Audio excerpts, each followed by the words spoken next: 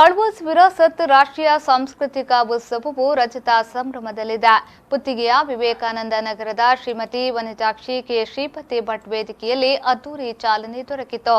ಕಾರ್ಯಕ್ರಮದಲ್ಲಿ ಖ್ಯಾತ ಗಾಯಕ ಹರಿಹರನ್ ಅವರಿಗೆ ಆಳ್ವಾಸ್ ವಿರಾಸತ್ 2019ರ ಪ್ರಶಸ್ತಿ ಪ್ರದಾನ ಮಾಡಲಾಯಿತು. ಸಂಸ್ಕೃತಿ ಕಂಪನು ನಿತ್ಯ ಹಸಿರಾಗಿಸಿ ಜನಮನದಲ್ಲಿ ಬೇರೂರಿಸುವ ನಿತ್ಯೋತ್ಸವವಿಲ್ಲಿ 25ನೇ ವರ್ಷದ ಆಳ್ವಾಸ್ ವಿರಾಸತ್ 2019 ರಾಷ್ಟ್ರೀಯ ಸಾಂಸ್ಕೃತಿಕ ಉತ್ಸವವನ್ನು ಉಡುಪಿ ಪೇಜಾವರ ಮಠದ ವಿಶ್ವೇಶ್ವರ ತೀರ್ಥ ಸ್ವಾಮೀಜಿ ಉದ್ಘಾಟಿಸಿದರು. ಜನಮನದಲ್ಲಿ ಬೇರೂರಿಸುವ ನಿತ್ಯೋತ್ಸವವಿಲ್ಲಿ ಆಳ್ವಾಸ್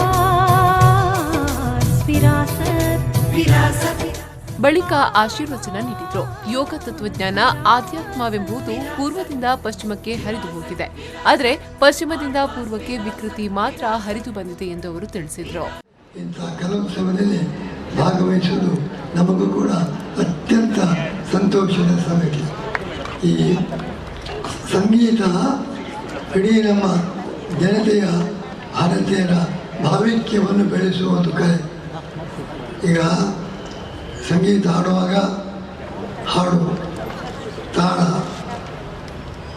ಪಕ್ಕವಾದ್ಯಗಳು ಒಂದಕ್ಕೊಂದಕ್ಕೆ ಹೊಂದಾಣಿಕೆ ಇರಬೇಕು. ಹೊಂದಾಣಿಕೆ ಇಲ್ಲ, ಒಂದಕ್ಕೊಂದಕ್ಕೆ ಸಂವಾದ ಇಲ್ಲ, ಹಾಗದು ಬರೀ ಕೋಲಾಹಲ, ಬರೀ ಕಲಕಲ ಗದ್ದಲ. ಹೊಂದಾಣಿಕೆ ಇದ್ದರೆ ಅದು ಸಂಗೀತ. ಸಂಗೀತ ಅಂದರೆ ಪಕ್ಕವಾದ್ಯ ಎಲ್ಲದಕ್ಕೂ ಹಾಡು ಎಲ್ಲ ಹೊಂದಾಣಿಕೆ ಇರಬೇಕು, ಪರಸ್ಪರ ಸಾಮರಸ್ಯ ಇರಬೇಕು, ಆಗ ಸಂಗೀತ. ನಮ್ಮ ರಾಷ್ಟ್ರೀಯ ಜೀವನದಲ್ಲಿಯೂ ಕೂಡ ಎಲ್ಲರಿಗೂ ಕೂಡ ಪರಸ್ಪರ ಸಾಮರಸ್ಯ ಇದ್ದರೆ ಒಬ್ಬರಿಬ್ಬರಿಗೆ ಘರ್ಷಣೆ ಇರಬಾರದು, ಒಬ್ಬರಿಬ್ಬರು ಹೊಂದಿಕೊಂಡು ಇರಬೇಕು. ಈಗ ನಮ್ಮ ಜನಾಂಗಗಳಲ್ಲಿ ಸಮಾರಂಭವನ್ನು ಉದ್ದೇಶಿಸಿ ಮಾತನಾಡಿದ ನಿಟ್ಟೆ ಸಮೂಹ ಸಂಸ್ಥೆಗಳ ಅಧ್ಯಕ್ಷ ಡಾಕ್ಟರ್ ಎನ್ ವಿನಯ್ ಹೆಗ್ಡೆ ಅವರು, ಆಳ್ವಾಸ್ ವಿರಾಸತ್ ದಿನದಿಂದ ದಿನಕ್ಕೆ ಬೆಳೆಯುತ್ತಿದೆ.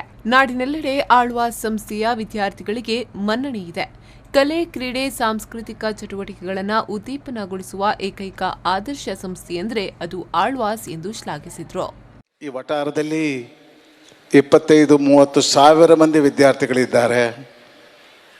ಆ ವಿದ್ಯಾರ್ಥಿಗಳಿಗೆ ನಮ್ಮ ಸಮಾಜದ ಆಗು ಹೋಗುಗಳಾಗಿರ್ಬೋದು ಅಥವಾ ಭಾರತದ ಸಂಸ್ಕೃತಿಯ ವಿಷಯ ಒಂದು ತಿಳುವಳಿಕೆ ಆಗಬೇಕಿದ್ದರೆ ಇಂಥ ಸಮಾರಂಭ ನಡೀತಾ ಇರಬೇಕು. ಯಾರು ವಿದ್ಯಾರ್ಜನೆ ಮಾಡಲು ಹೊರಟಿದ್ದಾರಾ ಅವರು ಇದನ್ನೊಂದು ಕರ್ತವ್ಯ ಅಂತ ಭಾವಿಸಬೇಕಂತ ನನ್ನ ಕಲ್ಪನೆ. ಪ್ರಾಮುಖ್ಯವಾಗಿ ನಾನು ಕಳೆದ 30-40 ವರ್ಷಗಳಲ್ಲಿ ನಾನು ಭಾಳ ಹತ್ತಿರದಿಂದ ಕಂಡಂಥ ವ್ಯಕ್ತಿ.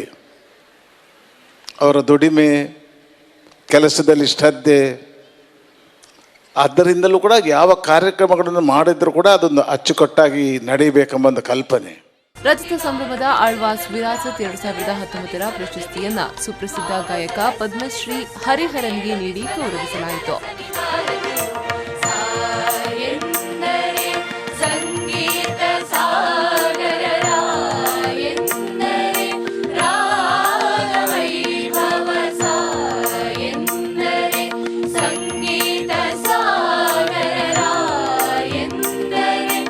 ಪ್ರಶಸ್ತಿ ಸ್ವೀಕರಿಸಿ ಮಾತನಾಡಿದ ಅವರು, ಸಂಗೀತ ಎನ್ನುವುದು ನೋವು ನಿವಾರಕ ಔಷಧಿ ಇದ್ದಂತೆ. ಮನುಷ್ಯನ ಮಾನಸಿಕ ಸುಸ್ಥಿತಿಯನ್ನ ಕಾಯ್ದುಕೊಳ್ಳುವಲ್ಲಿ ಸಂಗೀತದ ಪಾತ್ರ ಮಹತ್ವವಾದದ್ದು.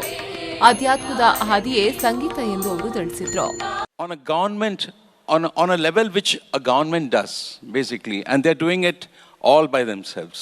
It's a great work, I would say. A big applause to Mr. Mohanji.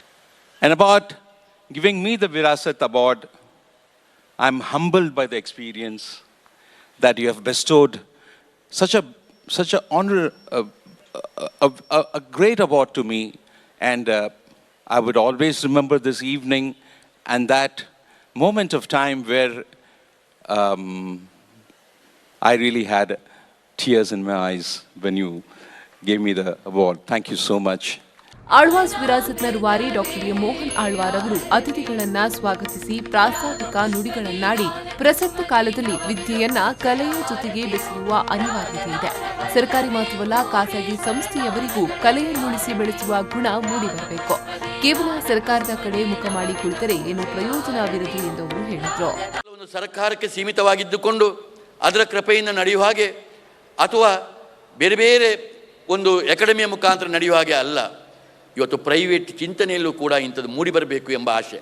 ಈ ದೃಷ್ಟಿಯಲ್ಲಿ ಸರ್ಕಾರದ ಬಹಳ ದೊಡ್ಡ ಸಹಕಾರ ಇಲ್ಲದೆ ಹೋದರೂ ಕೂಡ, ಬೇರೆ ದುಡ್ಡುಗಳು ನಮಗೆ ಹರಿದು ಬರದೆ ಹೋದರೂ ಕೂಡ ಬಹಳ ಬದ್ಧತೆಯಿಂದ 25 ವರ್ಷದ ಕಾಲ ಇದನ್ನು ಮುನ್ನಡೆಸ್ತಾ ಬಂದೆವು. ಈಗಂತೂ ಆಳ್ವಾಸ್ ವಿರಾಸತ್ ಇದೊಂದು ನಮ್ಮ ದೇಶದ, ನಮ್ಮ ನಾಡಿನ ಒಂದು ಅವಿಭಾಜ್ಯ ಅಂಗವಾಗಿ ಮೂಡಿಬಂತು. ಇದನ್ನು ವೀಕ್ಷಿಸುವ ಜನಗಳು ಬಹಳಷ್ಟು ಜನರು ಜಾಗತಿಕ ಮಟ್ಟದಲ್ಲಿ ಬಂತು. ಧರ್ಮಾಧಿಕಾರಿ ವೀರೇಂದ್ರ ಹೆಗಡೆಯವರು ಇದನ್ನು ಪ್ರಾರಂಭದ ಸಮಯದಲ್ಲಿ ಒಂದು ಹೇಳಿದ ಮಾತು ನನಗೆ ಇವತ್ತಿಗೂ ಆ ಮಾತು ಎಂಥ ದೇವರ ಮಾತು ಅಂತಾಯಿತು. 25 ವರ್ಷದಿಂದ ಎಡ್ವಿನ್ ಮತ್ತು ಪೀಟರ್ ಅದು ಆ ಸಂಬಂಧವನ್ನು ಉಳಿಸಿಕೊಂಡು 25 ವರ್ಷದಲ್ಲಿ ಬಂದು ಹೋಗುವುದನ್ನು ನಾನು ಗಮನಿಸ್ತಾ ಇದ್ದೇನೆ. ಇಂಥ ಅದೆಷ್ಟೋ ಜನವನ್ನು ನಾನು ನೋಡ್ತಾ ಇದ್ದೇನೆ. ಎಡ್ವಿನ್ ರವರತ್ನ ಅಂತೂ ಅಮೆರಿಕವನ್ನೇ ಮರೆತು ಬಿಟ್ಟರು. ಮುಲ್ಕಿ ಮೂಡಬಿದ್ರೆ ಕ್ಷೇತ್ರದ ಶಾಸಕ ಉಮಾನಾಥ್ ಕೋಟ್ಯಾನ್, ಮಾಜಿ ಸಚಿವರುಗಳಾದ ಕೆ ಅಭಯಚಂದ್ರ ಜೈನ್, ಕೆ ಅಮರನಾಥ ಶೆಟ್ಟಿ, ವಿಧಾನ ಪರಿಷತ್ನ ಮಾಜಿ ಸದಸ್ಯ ಕ್ಯಾಪ್ಟನ್ ಗಣೇಶ್ ಕಾರ್ಣಿಕ್, ಕರ್ನಾಟಕ ರಾಜ್ಯ ಸಹಕಾರ ಮಹಾಮಂಡಳದ ಅಧ್ಯಕ್ಷ ಡಾಕ್ಟರ್ ಎಂಎನ್ ರಾಜೇಂದ್ರ ಕುಮಾರ್, ಮಂಗಳೂರು ಕೆನರಾ ಬ್ಯಾಂಕ್ನ ಮಹಾಪ್ರಬಂಧಕರಾದ ಎಂ ಲಕ್ಷ್ಮೀನಾರಾಯಣ್, ಹಾರ್ದಿಕ್ ಕುಮಾರ್, ಉದ್ಯಮಿಗಳಾದ ಶಶಿಧರ್ ಶೆಟ್ಟಿ, ರವೀಂದ್ರ ಆಳ್ವಾರ್, ಕೆ ಶ್ರೀಪತಿ ಭಟ್, ಸುರೇಶ್ ಭಂಡಾರಿ, ಸುರೇಶ್ ಶೆಟ್ಟಿ ಗುರ್ಮೆ, ದೇವಿಪ್ರಸಾದ್ ಶೆಟ್ಟಿ, ಮುಸ್ತಾಫ್ ಎಸ್, ಉದಯ್ ಶೆಟ್ಟಿ, ಆಳ್ವಾಸ್ ಶಿಕ್ಷಣ ಪ್ರತಿಷ್ಠಾನದ ಟ್ರಸ್ಟಿ ಜಯಶ್ರೀ ಅಮರನಾಥ್ ಶೆಟ್ಟಿ ವೇದಿಕೆಯಲ್ಲಿ ಉಪಸ್ಥಿತರಿದ್ದರು.